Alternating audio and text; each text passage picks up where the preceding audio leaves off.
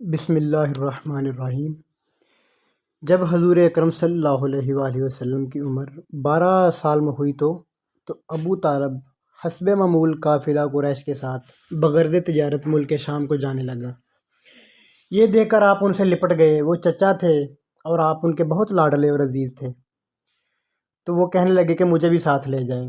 حضرت ابو طالب رضی اللہ تعالیٰ عنہ نے بہت منع کیا کہ آپ ابھی چھوٹے ہیں، آپ نہ جائیں، لیکن وہ ان کے ساتھ جانے کے لیے بضد تھے کہ میں نے آپ کے ساتھ لازمی جانا ہے۔ تو پھر حضرت ابو طالب سے نہ رہا گیا اور پھر انہوں نے فرمایا کہ چلو چلیں آپ بھی ہمارے ساتھ۔ تو جب قافلہ شہر بصرے کے قریب پہنچا تو وہاں بحیرہ راہب، اس نے آپ کو دیکھا اور آپ کو دیکھ کر پہچان لیا، کیونکہ وہ جو پرانی امتوں کی کتابیں ہیں نا، عیسائیوں اور یہودیوں کی، ان میں حضور اکرم صلی اللہ علیہ وآلہ وسلم کی آمد کا تمام ذکر، ان کا حلیہ، ان کے اخلاق و اطوار اور ان کے خاندان کے متعلق ہر چیز لکھی ہوئی تھی۔ اس نے وہ نشانیاں دیکھ کر ان کو پہچان لیا اور آپ کا ہاتھ پکڑ کر کہنے لگا، یہ سارے جہان کا سردار ہے، رب العالمین کا رسول ہے، اللہ اس کو تمام جہان کے لیے رحمت بنا کر بھیجے گا۔ قریشیوں نے پوچھا کہ تجھے یہ کیوں کر معلوم ہوا؟ اس نے کہا، جس وقت تم گھاٹی سے چڑھے، وہ عیسائی راہب بولا کہ جب تم لوگ گھاٹی پر چڑھ رہے تھے، کوئی درخت اور کوئی پتھر باقی نہ رہا اور سجدے میں گر پڑا۔ درخت اور پتھر پیغمبر کے سوا کسی دوسرے شخص کو سجدہ نہیں کرتے، اور میں ان کو مہر نبوت سے پہچانتا ہوں جو ان کے شانے کی ہڈی کے نیچے سیب کی مانند ہے۔ پھر اس راہب نے کھانا تیار کیا۔ جب وہ اس کے پاس کھانا لایا تو حضور اکرم صلی اللہ علیہ وآلہ وسلم اونٹوں کے چرانے میں مشغول تھے۔ اس نے کہا، آپ کو بلا لو۔ آپ آئے تو بادل نے آپ پر سایہ کیا ہوا تھا۔ جب آپ قوم کے نزدیک آئے تو ان کو درخت کے سایہ کی طرف آگے بڑھے ہوئے پایا۔ جس وقت آپ بیٹھ گئے تو درخت کا سایہ آپ کی طرف ہٹ آیا۔ پھر کہا، تمہیں خدا کی قسم بتاؤ ان کا ولی کون ہے؟ انہوں نے کہا، ابو طالب۔ پس انہوں نے ابو طالب سے بتا کر کہا کہ یہ کون ہے؟ ابو طالب نے فرمایا کہ یہ میرا بیٹا ہے۔ اس راہب نے اصرار کیا کہ نہیں، یہ تمہارا بیٹا نہیں ہو سکتا، اس کا والد اس کی پیدائش سے پہلے ہی وفات پا چکا ہے۔ تو پھر حضرت ابو طالب نے یہ بات مان لی۔ انہوں نے کہا کہ جی ہاں، بالکل یہی ہے، ان کے والد میرے بڑے بھائی تھے، وہ وفات پا چکے ہیں، یہ میرا بھتیجا ہے۔ تو اس راہب نے کہا کہ آپ ان کو مکہ واپس لے جائیں، کیونکہ اگر آپ آگے بڑھیں گے تو ڈر ہے کہ یہود کہیں ان کو معاذ اللہ شہید نہ کر دیں۔ لہٰذا ابو طالب آپ کو واپس لے آئے اور شہر بصرے سے آگے نہ بڑھا، اور اس راہب نے حضرت کو خشک روٹیوں اور زیتون کا تیل زاد راہ ساتھ میں دے دیا۔ آغاز اسلام سے پہلے عرب میں جو لڑائیاں ان مہینوں میں پیش آتی تھیں، جن میں لڑنا ناجائز تھا، حرب و فجار کہلاتی تھیں۔ چوتھی یعنی اخیر حرب فجار میں حضور اقدس نے بھی شرکت فرمائی تھی۔ اس جنگ کا سبب یہ تھا کہ نعمان بن منذر شاہ ہیرا ہر سال اپنا تجارتی مال بازار عکاظ میں فروخت ہونے کے لیے اشراف عرب میں کسی کے پناہ میں بھیجا کرتا تھا۔ اس دفعہ جو اس نے اونٹ لدوا کر تیار کیے تھے، اتفاقاً عرب کی ایک جماعت ان کے پاس ٹھہری تھی، جن میں بنی کنانہ میں سے براز اور حوازن میں سے عروہ رحال موجود تھا۔ نعمان نے کہا، اس قافلہ کو کون پناہ دے گا؟ براز بولا، میں بنی کنانہ کو پناہ دیتا ہوں۔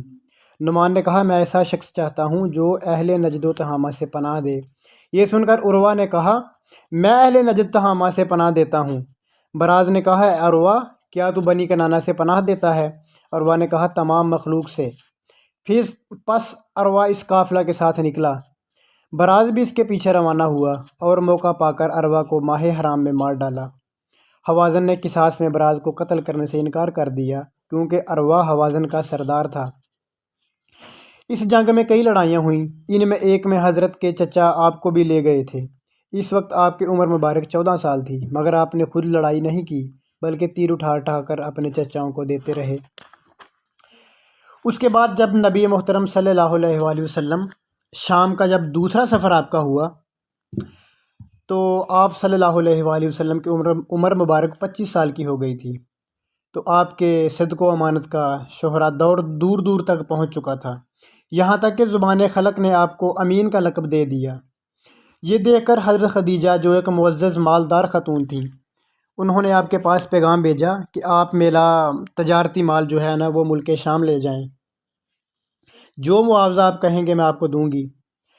حضور صلی اللہ علیہ وآلہ وسلم نے قبول فرما لیا اور مال تجارت لے کر شام کو روانہ ہو گئے۔ حضرت خدیجہ کا غلام میسرہ آپ کے ساتھ تھا، جو آپ کی خدمت کرتا تھا اور آپ کی ضروریات کا متکفل تھا۔ جب آپ شام میں پہنچے تو بازار بصرے میں ایک راہب نستورہ نام اس کی خانقاہ کے نزدیک اتر گئے۔ وہ راہب میسرہ کی طرف آیا اور اسے جانتا تھا۔ کہا، اے میسرہ، یہ کون ہے جو اس درخت کے نیچے اترا ہے؟ میسرہ نے کہا، اہل حرم میں سے ہے۔ راہب نے کہا، سوائے نبی کے اس درخت کے نیچے کبھی کوئی نہیں اترا۔ پھر اس نے پوچھا کہ اس کی دونوں آنکھوں میں سرخی ہے؟ میسرہ نے جواب دیا، ہاں، اور کبھی دور نہیں ہوتی۔ یہ سن کر راہب بولا، یہ وہی ہیں اور بے شک یہی آخر الانبیاء ہیں۔ کاش میں ان کی زندگی کو پا سکوں جب یہ نبوت کا دعویٰ کریں گے۔ اور میسرہ نے کہا، ان سے جدا نہ ہونا، اور میسرہ سے اس نے نصیحت کی کہ ان سے جدا نہ ہونا، ان کے ساتھ نیک نیتی سے رہنا، کیونکہ اللہ تعالیٰ نے ان کو نبوت کا شرف عطا کیا ہے۔ حضرت بازار بصرہ میں خرید و فروخت کر کے مکہ واپس آئے۔ جب حضرت خدیجہ نے جو عورتوں کے درمیان ایک بالا خانے میں بیٹھی تھیں آپ کو آتے ہوئے دیکھا تو 2 فرشتے آپ کے سر مبارک پر دھوپ سے سایہ کیے ہوئے تھے۔ میسرہ نے حضرت خدیجہ سے بیان کیا، میں نے تمام سفر میں آپ کا یہی حال دیکھا ہے۔ اس راہب کے قول و وصیت کی خبر دی۔ اللہ تعالیٰ نے آپ کے تجارت میں بہت منافع اور نفع دیا ہے۔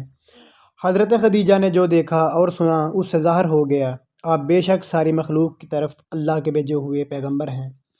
پھر حضرت خدیجہ جو کہ بیوہ تھیں، انہوں نے آپ صلی اللہ علیہ وآلہ وسلم کو نکاح کا پیغام بھی بھیجا، جو آپ صلی اللہ علیہ وآلہ وسلم نے قبول کر لیا۔